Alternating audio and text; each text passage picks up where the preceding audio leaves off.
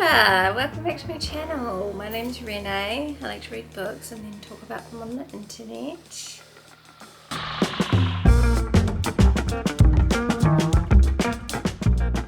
Hi! Ngā mihi nui mō te tauhou. Happy New Year! It's the 1st of January and I decided let's start a vlog at 6 o'clock at night. Yes, I hope you've all had a fantastic new year and you're feeling optimistic about the year ahead. And I thought it's my last week of holiday. I'll have a bit of time bopping around before I go back to work, and I'm really excited about reading this year, as many people are in January, I think. So I thought let's do a vlog to capture some of that. I have been sleeping all afternoon. Today was a bed day. I'm not hungover, by the way. Second year in a row of waking up sans hangover on New Year's Day, which I'm loving. I did fall asleep on my friend's couch last night.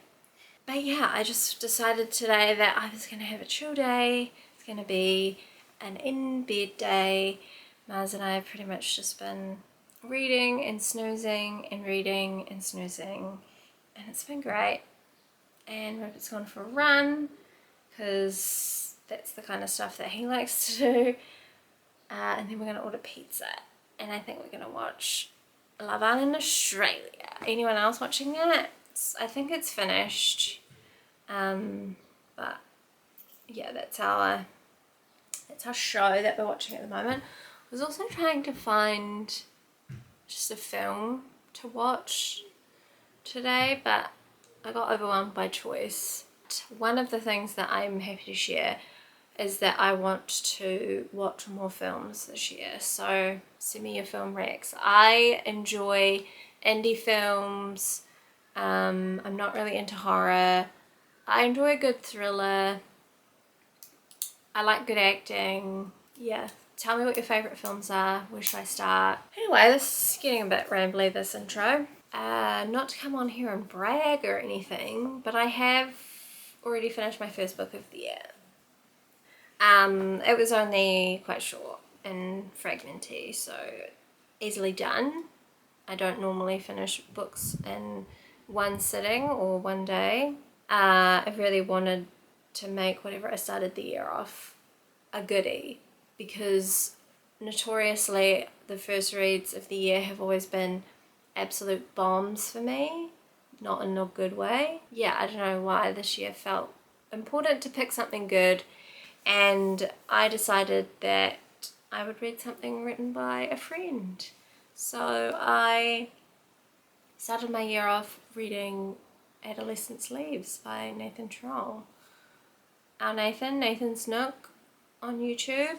This was really special. I knew it was going to be. I was saving this for the right moment. I don't normally think too hard about when I read a book. I'll just pick it up, but I knew that this had to be at the right moment, and today was a perfect day to take it out of its packaging and just sit quietly with no distractions, no pressure to do anything, and just enjoy Nathan's beautiful words. And they were really beautiful. You're a talented man, Nathan, and I can't wait to read more of your writing. This is a kind of book that I think I would have really needed in my early 20s. It's about love, major love, first love, the heartbreak from that, the longing from that. Yeah, it's super honest and tender and just really beautiful and thoughtful, and I really enjoyed it, and it was so nice to be able to start my year with this special book. Okay, now I need to make the decision of what to read next. I have made myself a January TBR. I did grab The Night Manager by John le Carre. Thought maybe just like a good old-fashioned thriller page turner can be quite good. The Bee Sting by Paul Murray is another one that I could sink my teeth into. It's like a 800-page family saga. It was long listed for the Booker, so this is my monthly prize book. Other books that I have, New Animals by Pip Adams. I thought that could be a fun one to read this week, just because it's like set in Auckland. It's about the fashion world. Could potentially be a bit of a satire. I'm not 100% sure, but it sounded like it could be a bit rompy. Age of Vice is another one that I got from the library that I would quite like to read before I have to take it back. Or we could just go, you know, very smart and read A Court of Mist and Fury, the second book in the Akatar series. It's too much to choose from. I'm gonna go order some pizza, and then I'm gonna eat the pizza, and then I'm gonna walk the dog, and then I'm gonna come to bed again.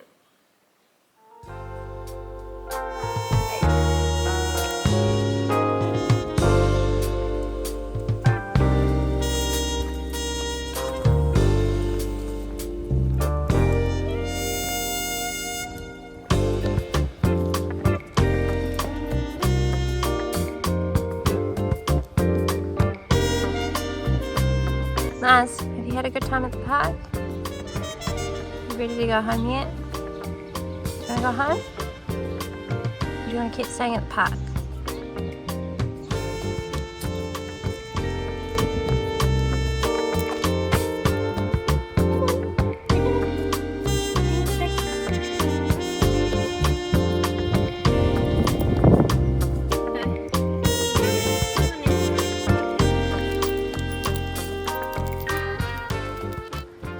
Hi! It's the 2nd of January, day 2 of 2024. I have been sat over in the little banquette bay window, sitting in the sun, having my coffee, and I've been writing down this year's New Year's-ish resolutions. I opted for a more and less list this year rather than set goals, and I quite enjoy it. It's quite vibey, which I'm liking, and less pressure to achieve. So yeah, I feel that. I also last night picked up and started The New Animals by Pip Adam. I'm only 25 pages in. It doesn't have any chapters. It's just one story, which is, I don't know how I feel about that. I think I like chapters, but it does have like page breaks, so you can stop at those moments. But how do you know when you're supposed to stop? I don't know. Not very far into it, so I don't really have much to say yet, other than it's set in Auckland. It opened with a person on K Road, which is very familiar to me, and it's the fashion industry. It was published in 2017, so some of this could be a bit dated, but yeah, that was the year I moved to Auckland. So there you go. That's what I'm reading. I'm also about to go to the bookshop because I got cash money to spend. I got book vouchers for Christmas, which was very exciting. I got a lot of book stuff for Christmas this year. That's what I'm doing today, amongst other things. So we'll go to the bookshop now and then show you what I got afterwards. I realised that I'm a very bad vlogger. I didn't film anything at the bookshop at all. So there's no vlog footage for that, but I did get a few books. I got 6 books for myself. What did I get? I got So Late in the Day by Keegan. and I got Small Things Like These by Keegan. They did also have Foster, which I thought about getting, but I thought maybe that was a bit much on an author that I haven't read before. These came as a recommendation from a friend online. He loved her as a writer this year and was like, read her. He recommended a couple of other books, but they didn't have them, so I went with Keegan. And the girl at the bookshop also mentioned listening to the New York Book Review podcast episode where they talk about this short story with George Saunders, I believe.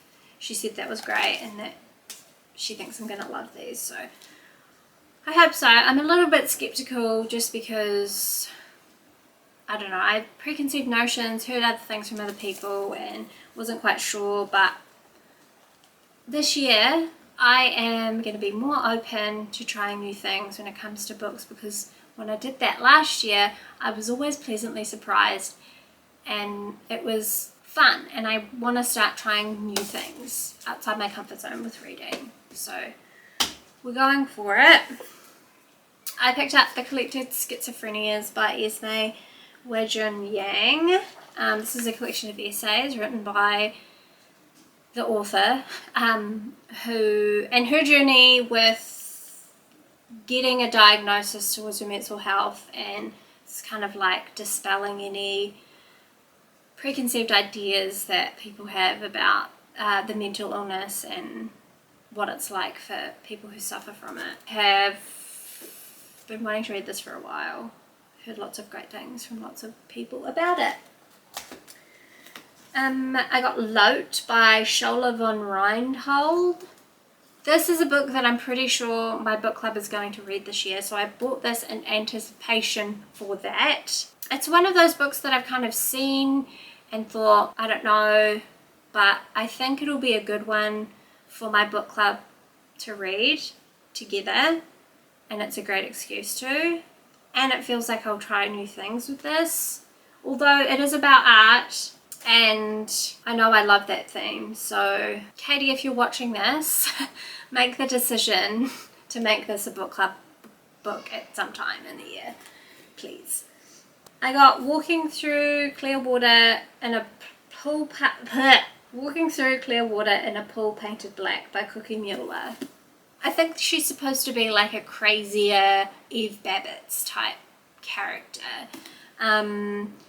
She's an artist, performer, writer, and was a part of the crowd in New York City that lived through the AIDS epidemic. So I'm imagining there's going to be some quite heavy, crazy, wild stories. First heard about this through Iggy, and she raved about it, so I trust her. I'm looking forward to getting to this at some point. And then the last book that I got was Loved and Missed by Susie Boyd.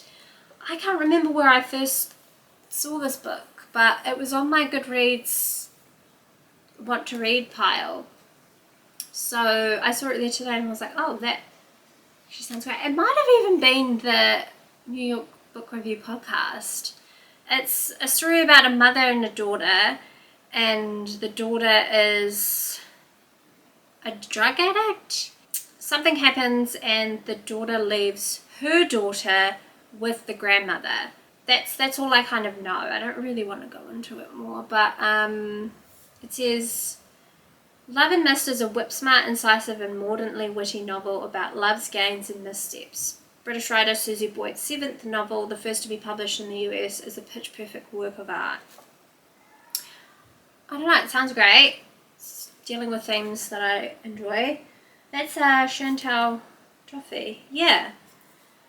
It's an artist that I like. I get very distracted by these covers.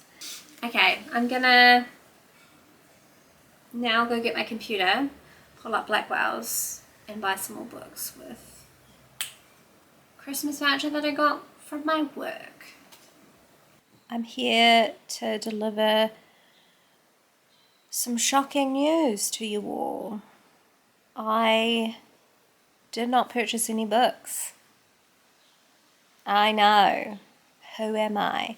I sat down with my laptop, got up my websites, went through my wish lists and came up with nothing. There were a lot of books that I wanted to buy, but then I went on to the Auckland Library app and discovered that I can actually just put them on hold and eventually they'll come through and I can read them when that happens.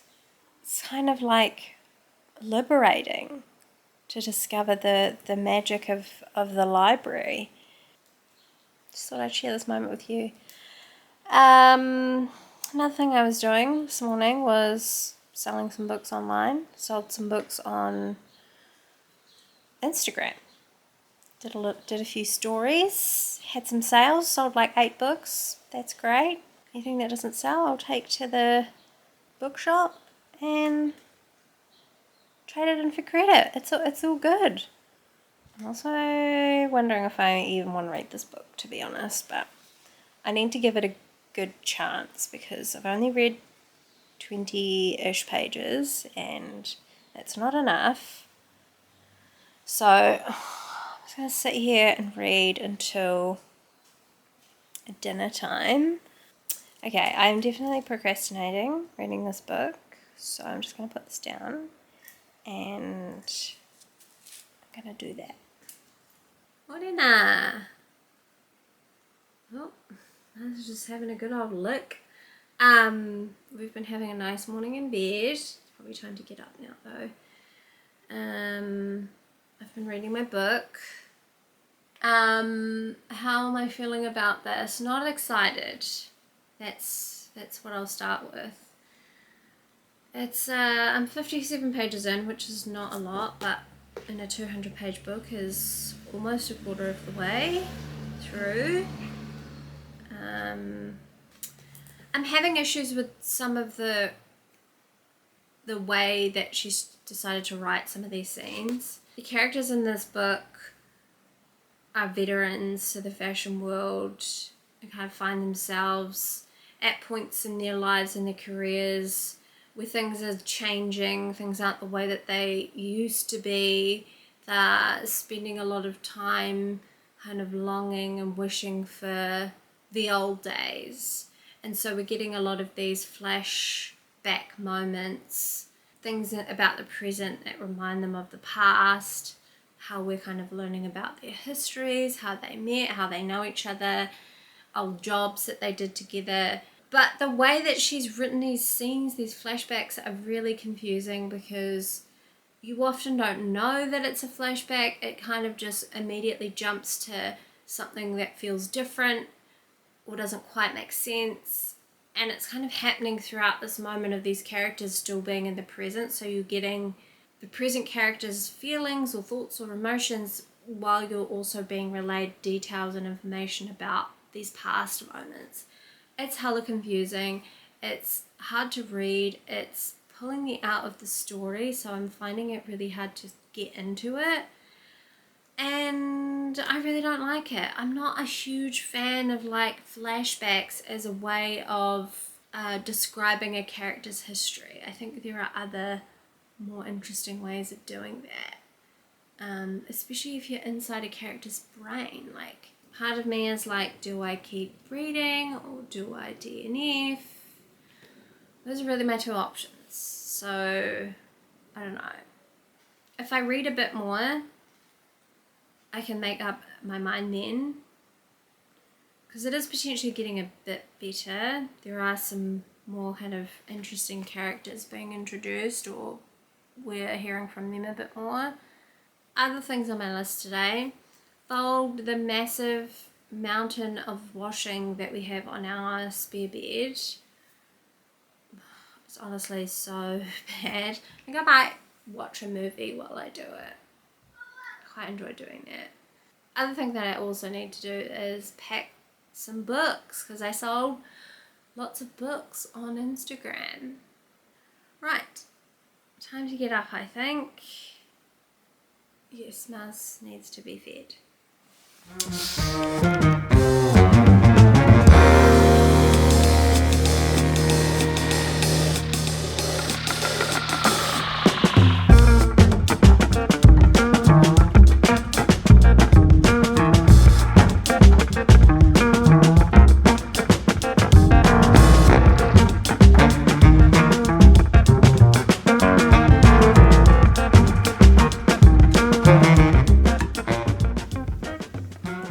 post office. Ugh. Many books to post. I feel like Santa a little bit, except I'm not. I'm gonna go do that and then go do one other thing, and then I think I'm gonna completely rethink my 20 for 2024 TBR and also my January TBR. This is what happens when I think too much about what I think I might want to read in the year ahead. So anyway, I'll see you in a second. Kia ora. Hello, Thursday. Today is the day. Not anything specific, just saying that Thursday is the day we are currently experiencing. I am anxious today in my puku. Yeah, it's not nice. The fact that this week has gone by really quickly. I have to go back to work next week. I haven't done half the things that I thought I would, but it's fine. It'll be fine. I just know that I'm going to get that question of like, oh, like, did you go away? Or like, did you do anything? We went away. Yeah, we went to Christchurch, but I don't know. There's just this pressure in summertime, around this time of year, to always be doing things. Like, people go away. People are like on day trips going to the beach, and yeah, I just like cannot be bothered with that. I don't want to spend my entire holiday like driving to somewhere to sleep in a tent, or I don't know. It just it's just that summer pressure, you know, to like be doing amazing things. Whereas I'm such a homebody, and the older I get, the more I'm realizing how much I just really enjoy being at home, pottering around, doing bits here and there. I get FOMO going out and doing things and then realizing I have less time to spend at home on the weekends. So yeah. I decided to DNF this book yesterday. I made it to page 70, around about page 70. Yes, page 70 exactly. And decided that it wasn't doing it for me. It's not a big book, and I would think at 70 pages I would be more kind of hooked or invested in these characters. I wasn't, and I didn't think that anything that was potentially going to happen in the book would make me feel any type of way towards these characters other than bored. So I stopped. And I'm glad I did, because then I went on to Goodreads and had a read of some of the reviews, and it sounds like this book just gets fucking weird in the second half. So yeah, I'm very happy that I did not continue with this. And unfortunately I probably won't be reading any of Pip Adam's other books, because I've heard that they get even weirder. I struggle with weird. I would like to find some stuff in terms of weird literature, weird books that do it for me, but I do struggle a little bit. So any recommendations for any kind of like entry-level weird shit that you think would suit me, if you've watched this channel and know kind of what I like to read, I would really appreciate that. So I've DNF'd that one, and I decided to pick up Crook Manifesto by Colson Whitehead, because I also got this out from the library as well, so I figured I should try and read it before I have to take it back. And I'm fucking loving it. I really loved the first one. What was it called? Harlem Shuffle. And yeah, this is part 2 or book 2 in the Ray Carney series. In the first book we meet the character Ray Carney. He is a low-level crook living in Harlem who also owns a furniture store and kind of runs his, like I said, low-level crime through that. He's the guy that pushes product out or like dispenses stolen goods, that kind of stuff, And in that story, he kind of is on the verge of wanting to get out of it. It's a history amongst his family. His dad was a crook, known in Harlem, and towards the end, he's kind of like on his last deal, and the whole book is about that. And then this one, we open with Ray saying that he's been straight for 4 years now, and we kind of get an update on his family. He's moved into like a better neighborhood in Harlem. His kids are older. His wife is kind of gaining some new independence. It's just great. It's really fun to be back in this world with this character. He is like a lovable semi-bad guy. He doesn't even feel like a bad guy because he's actually like quite upstanding, which I know is a contradiction, but he's doing it for his family. Like, the thing that's happened in this book is he is trying to get tickets for his daughter who really wants to go to the Jackson 5 concert. Oh, I should also say that this is set in the 70s and the first book was set in the 60s. And so you have all this kind of political, racial stuff going on in the background that's kind of charged, especially in a place like New York at that time. This book is focusing on the Black Panther and the Black Liberation group. Can't remember what they're called. Black Liberation something, BLA. So you've got all that stuff going on. But he's trying to get these tickets for his daughter, and it forces him to have to like reach out to some old contacts that might know how to get some tickets, and he's kind of found himself now roped into doing another job, even though he doesn't want to. I am loving it. It's a great pace. It's a great vibe. It's very witty, fast-paced, snappy, just lots of movement.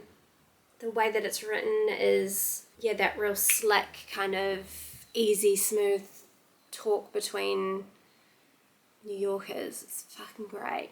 It would be an amazing adaptation into like a TV series or even like film. But yeah, I'm glad that I picked this up because I didn't know it, but I think this is what I needed. So I will be continuing on with that. Okay. Morning update over. Hello, me again. I haven't left yet, but I just thought, as I'm getting ready to leave, I would show you my outfit. Maybe I'll move this down.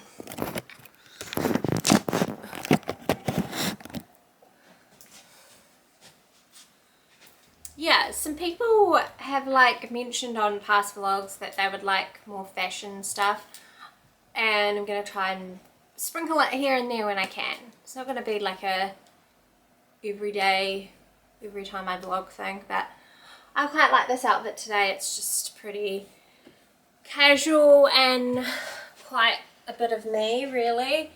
Got this very old gingham skirt from Adolescence, another very old t-shirt from Search and Destroy. It was a Janet Jackson t-shirt. You can't really see the print anymore. It's so faded. You can kind of make out her lips, and if you look closely it does say Janet Jackson on it. A little orange pop of colour today. I don't know, I felt like putting an orange one on. And then my shoes, I'm wearing these Nike, I don't know if you can see those, Nike Rift sandals, sneakers? Schnandals, I don't know. They're super comfortable and good for warmer days. And yeah, that's my outfit. My bag, I don't know, I'll probably just take a tote bag really, to be honest. Yeah, that's my outfit.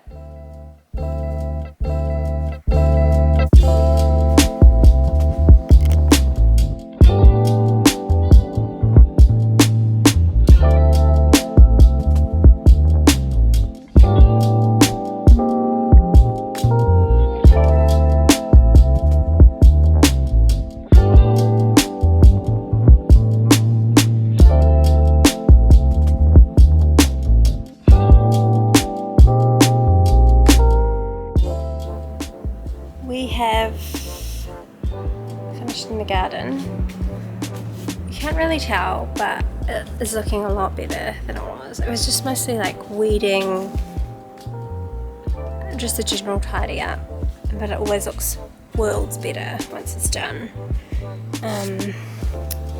And we also had to do like the side of we have this like driveway bit that gets weeds in it all the time.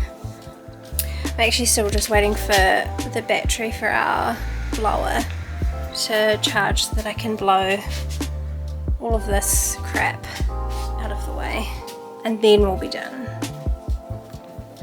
But I really do love this garden when it's like immaculately manicured. Hi, I am gonna go get my nails done this morning. They're looking absolutely atrocious. The irony of gel manicure is that once you start, you really can't stop because it just fucks your nails up so bad. So yeah, the only solution I can think of is to just cover it up with some nail polish and call it a day. They do look quite bad. Don't know if you can see that, but yucky. I am about 70-ish pages away from finishing this book. It is a very fast read. I am very much enjoying it. It's quite different to the first original Ray Carney series, I guess, that has now been established.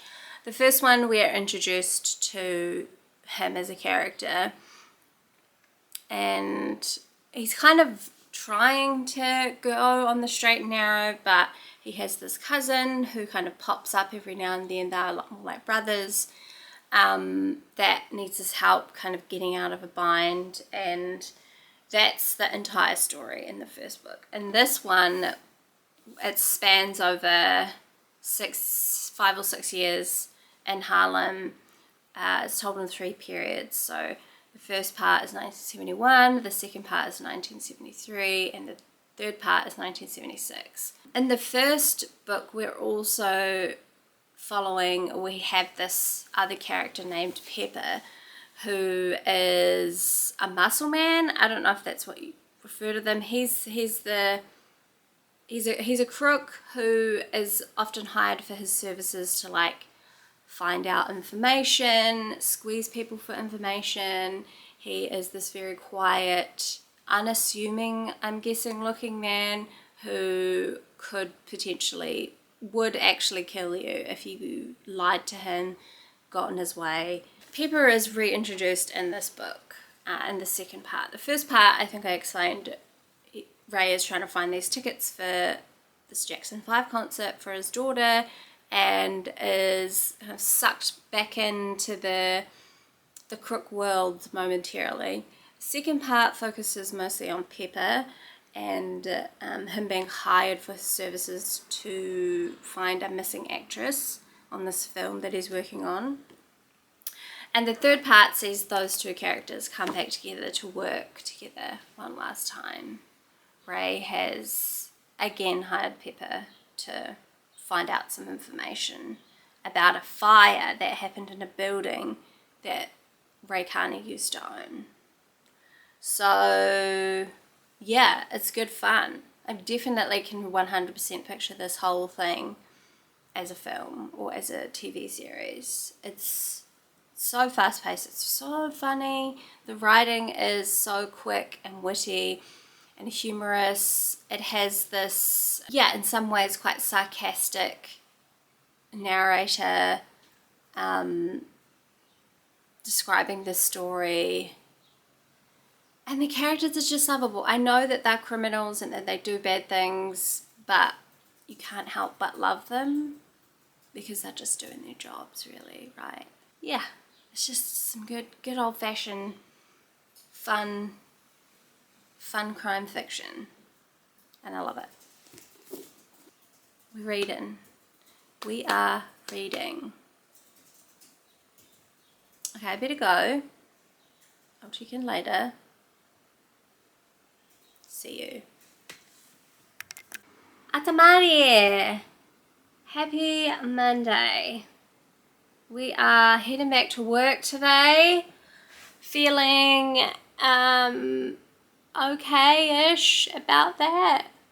I had a lot of anxiety yesterday about going back to work, but I think it more had to do with like feeling as though I've wasted my holiday because I haven't been doing all the typical summer things. Anyway, I am quite looking forward to going back to work, getting a routine, and there is still summer to enjoy. This week is supposed to be really beautiful, so I think I'm just gonna make the most of that as much as I can while I'm at work. But I do have some news to report on the reading front. I finished Small Things Like These yesterday morning by Keegan. Thoughts are, I just thought it was okay. It was like a just fine book to me.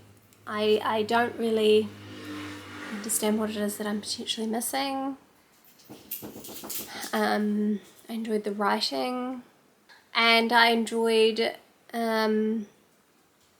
how it kind of transported me to this little village and town in Ireland. Yeah, it was quite quaint and nice, but the story overall just like wasn't what I was expecting. It is a fictionalized story about the Magdalene laundries in Ireland, which were run by nuns and the Catholic Church and was funded by the Catholic Church and the Irish government.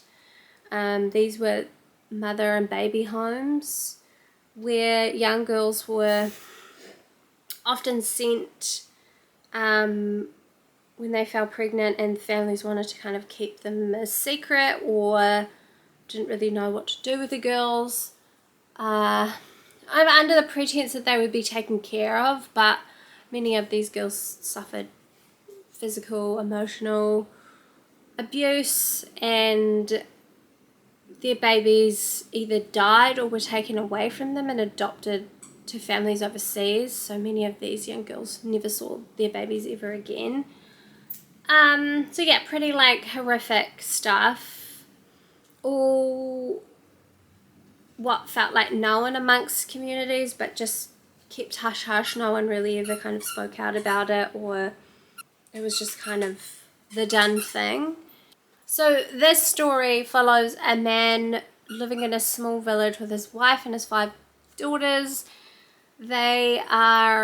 He is the local kind of coal, wood, gas supplier to the town, and he discovers these laundries when he is making a delivery to one of them.